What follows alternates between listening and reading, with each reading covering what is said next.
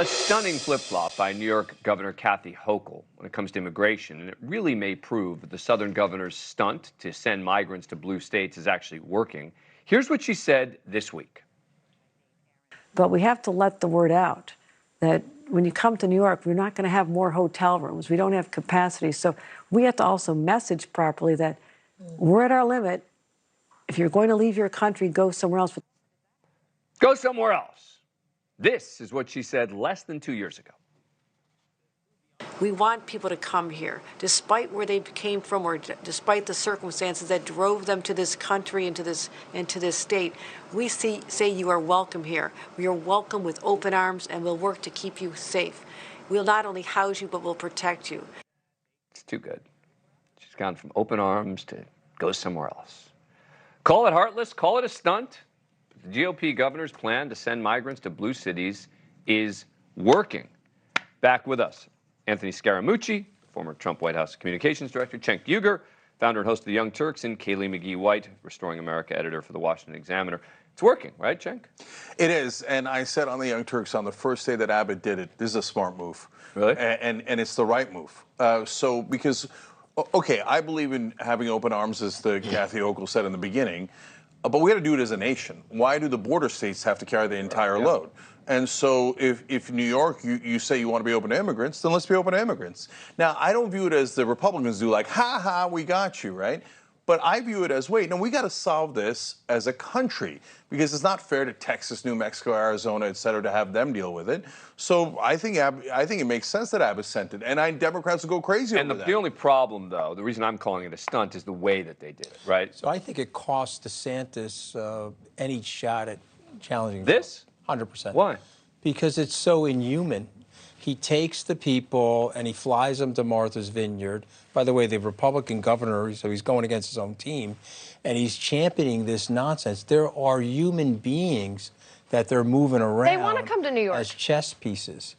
If you interview them, they all say, we want to go to, who wouldn't want to come to New York? They have free resources, I mean. It doesn't matter. What they're doing is, I don't. These are human beings, Kayleigh. These are human beings. But if you're voluntarily signing up to come here, how are you being exploited? This could be my grandmother. This could be my father. It could be your grandmother. Okay. Right, but we also need to talk about the main exploitation, which is happening at the border. It's not DeSantis who is taking voluntary migrants to big cities. Two wrongs do not make a right. Now, we're exposing Kathy Hochul's hypocrisy, and I applaud you for your honesty in doing that and your objectivity, because she's totally hypocritical and she's virtue signaling with all of her nonsense, and the policies don't even make sense, because what would Milton Friedman say? If you have a welfare state, you got to control the border, because market forces dictate that they flood over to take advantage of the welfare state. But this is inhuman to use human beings as a political stunt. And the whataboutism, I'm not going to accept. Two wrongs do not make a right. And this is very harmful. When I look at somebody getting moved to Martha's Vineyard or New York, and maybe they want to be in New York or maybe they don't want to be in New York, but a governor who's a human being should not be using people as pawns. This is Scaramucci, not even Cenk saying this. It's ridiculous. Yeah. Come on, it's ridiculous. No, look, I think it's you're good. She's a loser for being such a hypocrite, but these guys are terrible human beings. Yeah, okay, so let me just say that maybe it's not hypocrisy. And I'm not trying to defend Hochul. I'm not a fan of Hochul's.